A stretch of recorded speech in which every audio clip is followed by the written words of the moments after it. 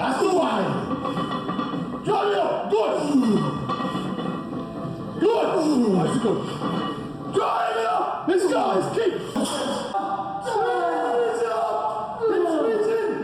There.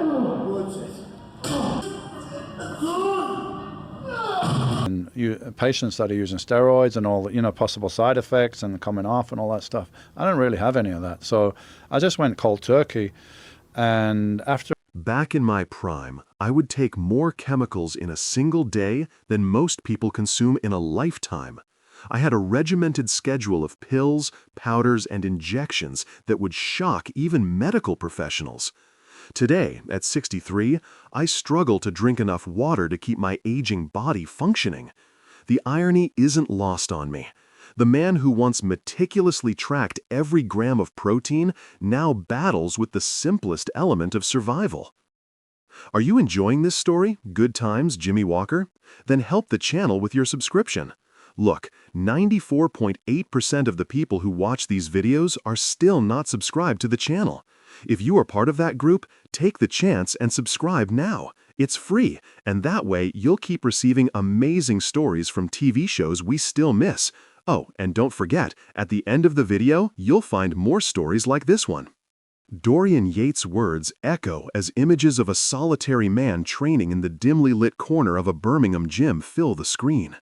Behind the 6 consecutive Mr. Olympia titles lies a story of pain, isolation, and transformation that remained in the shadows. And the truth is more shocking than you ever imagined.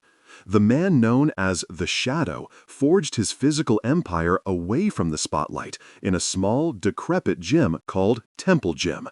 While most bodybuilders of the golden era displayed their workouts on sunny California beaches, Yates was silently revolutionizing the sport in almost monastic conditions. Dorian didn't want witnesses, just results, reveals Peter Magog, legendary photographer and editor who followed his career. What few people know is that before becoming the man who would forever transform bodybuilding, Yates spent 6 months in a juvenile detention center at age 19. That 6 by 10-foot cell was where I really began to understand discipline, Yates confided in a rare moment of vulnerability.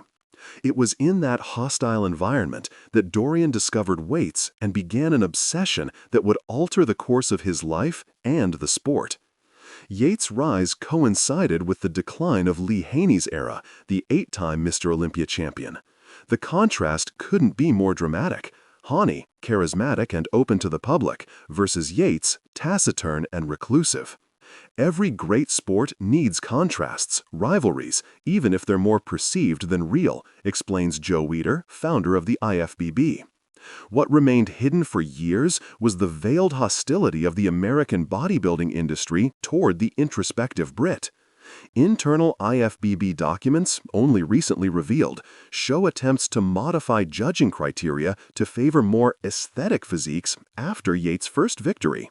They tried to change the rules of the game when they realized they couldn't beat me following the existing rules, reveals Yates. Kevin Levrone, rival and eventually friend, confirms. The Federation didn't want a somber, quiet Brit to be the face of the sport, but he was simply better than all of us. The impact was inevitable. American bodybuilding lost its absolute dominance, and Yates opened the doors to unprecedented internationalization. Behind the scenes, as his star was rising, Dorian faced almost unbearable personal torment. Rarely mentioned in interviews, the bodybuilder suffered from severe depression, aggravated by self-imposed isolation. I would wake up at 3 in the morning, unable to breathe properly, with thoughts consuming me, Yates describes. His coach, Kerry Kays, reveals, there were days when Dorian would show up to train with red eyes, not from anabolics as everyone thought, but from crying. His marriage to his first wife, Debbie, was deteriorating in the same proportion that his success was growing. A painful truth never before shared. In the 24 hours before his second Olympia victory, Dorian discovered marital infidelity, trained to exhaustion, and cried alone in his hotel room. I went on that stage not to win a trophy, but because I had nothing else, he confesses. Paradoxically, this emotional emptiness fueled the almost supernatural intensity of his workouts. Mike Menser, his mentor, observed, "In the darkest moment of Dorian's soul, his greatest physical light was born." The breaking point came in 1997, during preparation for his 7th Olympia.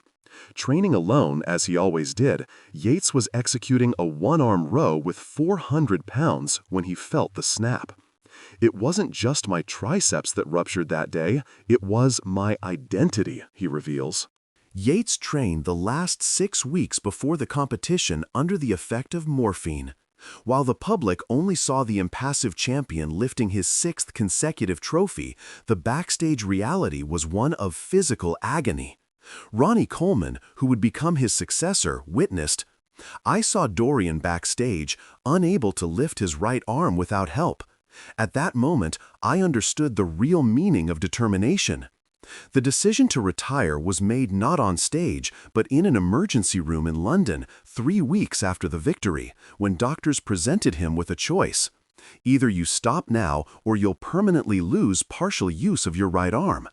After leaving the stage, Yates faced the existential void that many athletes experience. "My identity was so tied to that body, those titles, that I no longer knew who I was," he confesses. What few know is his radical spiritual journey. After a nervous breakdown in 2000, Yates embarked on ayahuasca retreats in the Amazon and experiences with psilocybin that transformed his worldview. The man who won 6 Olympias died in a ceremony in Peru. "Someone else came back," he explains with serenity. Sean Ray, former rival, comments, "The Dorian I knew was a relentless warrior. Today's Dorian is a sage who found peace." The transformation was so profound that Yates sold all his medals and trophies, keeping only the first one, donating the proceeds to mental health institutions, a fact unknown even to the most dedicated fans. "Looking back, I see that bodybuilding was never about the muscles. It was about filling voids, overcoming limitations, finding control in a chaotic world," reflects Yates today, at 63, with a still impressive physique, but far from the monstrous proportions of his competition years. His influence revolutionized not just the aesthetics of the sport, but its approach. High-intensity training, once considered heretical, became an accepted methodology. Are you enjoying this story? Good times, Jimmy Walker? Then help the channel with your subscription. Look, 94.8% of the people who watch these videos are still not subscribed to the channel. If you are part of that group, take the chance and subscribe now. It's free, and that way you'll keep receiving amazing stories from TV shows we still miss. Oh, and don't forget, at the end of the video, you'll find more stories like this one. His reclusiveness, previously criticized as antisocial, inspired generations to value substance over spectacle.